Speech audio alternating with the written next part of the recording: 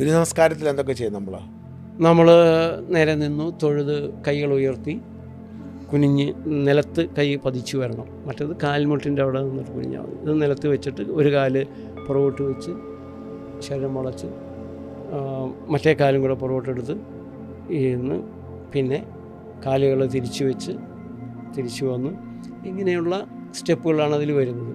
അത് കഴിഞ്ഞ് നമുക്ക് ഇരുന്നുള്ള ആസനങ്ങളിലേക്ക് കിടന്ന് പ്രോൺ ആയിട്ടുള്ള ആസനങ്ങൾ, അതിൽ ഭുജംഗാസനം, പാമ്പ് പത്തി വിടർത്തി നിൽക്കുമ്പോൾ ആചാര്യനൊരു ഭയങ്കര ഇതെങ്ങനെ കൈയില്ലാത്ത ഈ സാധനം എങ്ങനെയാണ് പൊങ്ങി നിൽക്കുന്നത്?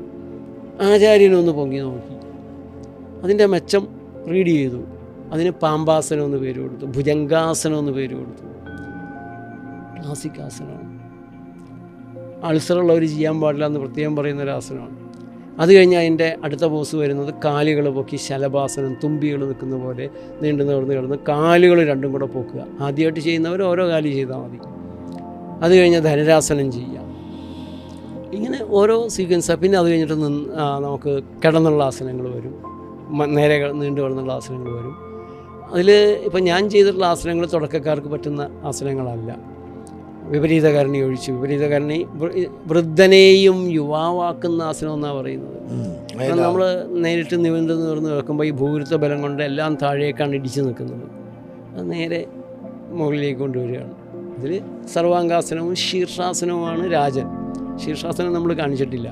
ശീർഷാസനം വളരെ സൂക്ഷിച്ച് ജാഗ്രതയോടെ ചെയ്യേണ്ട ഒരു ആസനമാണ്. പലരും അതിൽ നിന്ന് വീണ് യോഗയിൽ തല വെച്ചിട്ട് ശരീരം കാല് പുറകോട്ട് വെക്കുന്നതല്ലേ? കാല് മുകളിൽ, തല നിലത്ത് നിർത്തിയിട്ട് കാല് മുകളിലേക്ക് വരുന്നതാണ്. നമ്മൾക്ക് ചെറുപ്പത്തിൽ ശീർഷാസനം ചുമ്മാ ചെയ്യുമായിരുന്നു. എന്നാന്ന് അറിയില്ല ആ പ്രായത്തിൽ. വേറൊന്നുള്ളത്, ഈ യോഗയിൽ അപകട സാധ്യത ഉണ്ടെന്നൊക്കെ പറയുമ്പോൾ തുലവും വിരളമാണ്. നമ്മുടെ സർക്കസുകാർ എന്തൊക്കെയാണ് അവർ ചെയ്യണത്, ഏതൊക്കെ നേരത്ത്, ഏത് നേരത്തും ചെയ്യും.